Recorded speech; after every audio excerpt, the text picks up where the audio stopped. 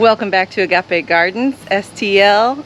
Thank you for joining us. If you're new here, thanks for checking us out.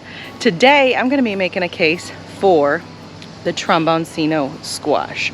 I'm sure you've heard of it. If not, you are missing out. If you've ever struggled with squash bugs, vine borers, or other pests on your squash plants and ended up with zero, this is the squash for you. So let's take a look at it. Okay, so this is my Tromboncino squash. It goes over here. You can see there's a fruit hanging here. There are several other fruits, and there are sunflowers. They're actually climbing all over the sunflowers and into the tree. They have had, the Tromboncino have had some damage because of the squirrels after the sunflower heads and then coming down, breaking some leaves. Right now it's the heat of the day. That's why some of it looks kind of limp. Okay, so even though I have a Tromboncino squash, which is wilting in the sun right now, and it is not a Peppo variety of squash, that does not mean that the squash bugs don't still attack. So here's an example. Those are some squash bug eggs. So we're gonna take those off and smash them.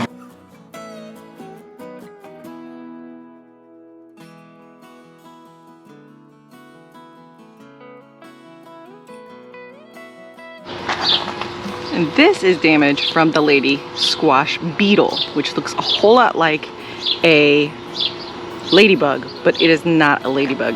They turn the leaves into lace.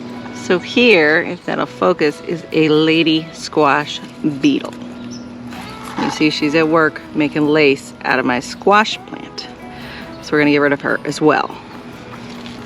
So let's harvest some Tromboncino squash. Now, one of the benefits to the Tromboncino is that you can harvest it young, like this green fruit over here, or you can allow it to stay a little longer and it'll start to get tan, and you can leave it there until it's mature, and then it will store. And so it won't store as long as, say, like a butternut squash, but it will store for several months. So it is kind of dual purpose in that way. And people say it tastes a lot like a butternut squash. You can see here that this one did not get pollinated, so we're going to cut that off so the plant stops putting energy into it. We've got a couple I'm letting fully ripen, and we have a few more over here. So let's get to harvesting.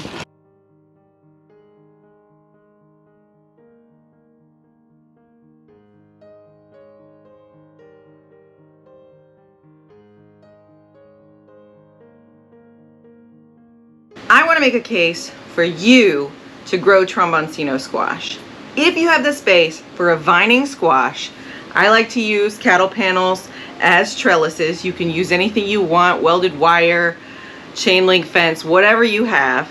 I would recommend the Tromboncino, especially if you have struggled with squash bugs before. The four main pests I deal with squash are squash bugs, squash vine borer, squash lady beetle, and cucumber beetles, because the cucumber beetles will attack the squash plant if they don't have any cucumbers to attack. So squash bugs suck the moisture out of your squash plant. They lay eggs typically on the bottom side of the leaves of the squash plant. Usually where the veins make a V is usually where they lay the eggs, but it does not mean they only lay them there. They become very difficult to manage if a few sets of eggs are able to hatch, and then you have really a large infestation, if you will, and they can be very difficult to handle. Zucchini and yellow squash, I think, are called Peppo varieties. That's something about the Latin name. It's their favorite. They also really like the blue Hubbard squash, I've read. Like I said, the squash bugs lay their eggs on the underside of the leaves or on the leaves of the plant. The squash vine borer lays individual eggs on the stem of your plant, which the best defense I've learned for that is getting a syringe or needle or something and injecting BT, which is a bacteria that will kill the vine borer larva in the stem once it eats it. The squash lady beetle, which looks a lot like a ladybug, they lay their eggs also on the leaves, and they look a lot like ladybug eggs, yellow, long eggs. The cucumber beetle is a different beast as it lays its eggs in the soil, and then those eggs hatch. There's not really any way for you to hand pick those eggs because they're in your soil. We actually sprayed beneficial nematodes last fall, and our cucumber beetle population has dropped drastically. So enough about the pests, but that is a huge reason why you should grow the Tromboncino squash. The Tromboncino squash is resistant to the vine borer. I have grown it, had vine borers lay eggs. Their larvae, I did nothing about it, and the plant survived. They're also not a favorite of the squash bug. It doesn't mean that you won't have any squash bugs, you just won't have as many as if you planted a yellow crookneck squash. And so, but maybe the best reason for you to grow Tromboncino squash is you just get a whole lot of food without as much effort. And so as I told you before, it is a multi-purpose. You can harvest it young like this, where it's green, eat it like a zucchini, or you can let it fully ripen on the plant. It'll turn yellow, the skin will harden, and you can use it like you would like a butternut squash or something and roast it, make it into soup, however you'd like it. So I have 3 squash here. So I'm gonna show you what I'm gonna do with these today. I have preserved them a number of ways. I'm going to show you some of those ways. Most folks like to enjoy their squash fresh, and you can 100% do that with a Tromboncino squash. I'm going to go ahead and slice this one so that you can see what it looks like on the inside.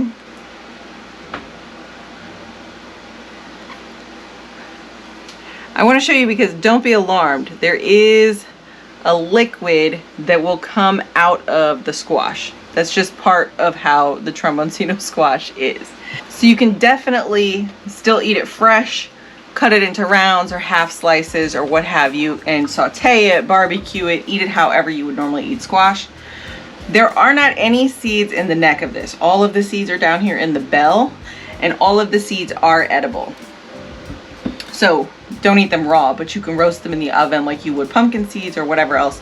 Put them on your salads and enjoy them, or just eat them as a snack. So what typically happens with squash, if you are any good at growing it or you have any luck growing it with all of the pests that are after it, you end up with a whole lot of squash. So I just have 3 fruits here, and they are very large. We don't want to eat that much squash fresh. So what I like to do is preserve it.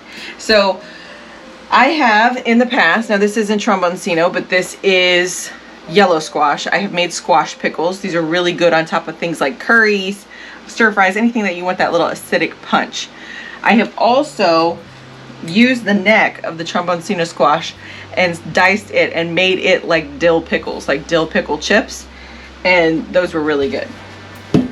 You can also dehydrate it. Here's some dehydrated Tromboncino squash. I've got a little silica pack in there to try and keep the moisture out, but this is something you can easily throw into a soup.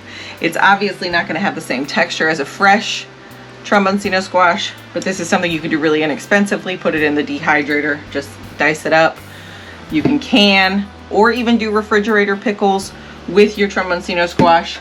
And today I'm going to show you another way that I preserve my Tromboncino squash. So I always wash the outside of it, even though I don't use pesticides. There might be some bird residue or something from a squirrel or whatever, so I just go ahead and wash the outside of it, and then I'm going to put it through the shredder on my food processor.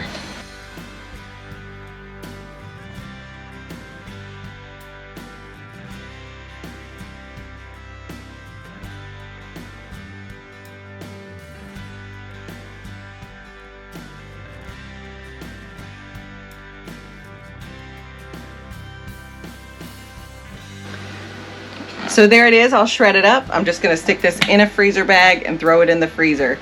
We like to add this to, if you make any curries, if you make any sauces, spaghetti sauce, lasagna, anything that has a sauce you can add this zucchini to. It will add some water. You'll have to kind of wring it out when you take it out of the freezer.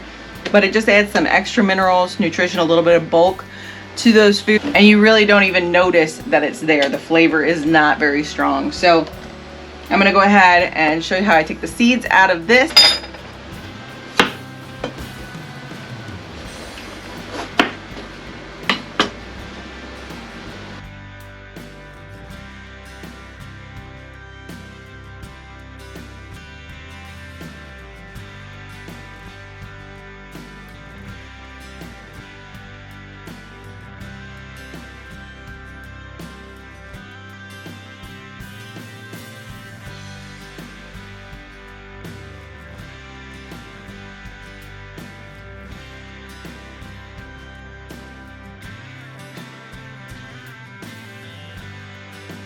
I like to go ahead and try and lay them flat. It makes it easier to thaw them out.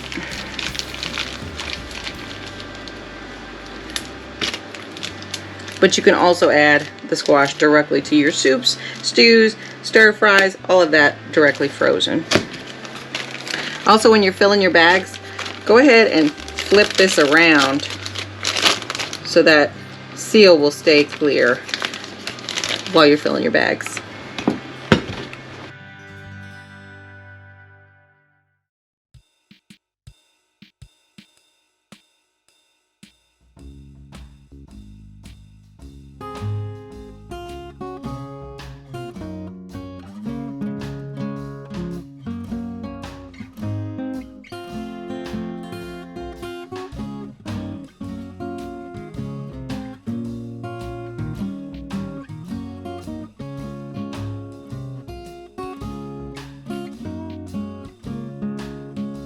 Five quarts of frozen Tromboncino squash.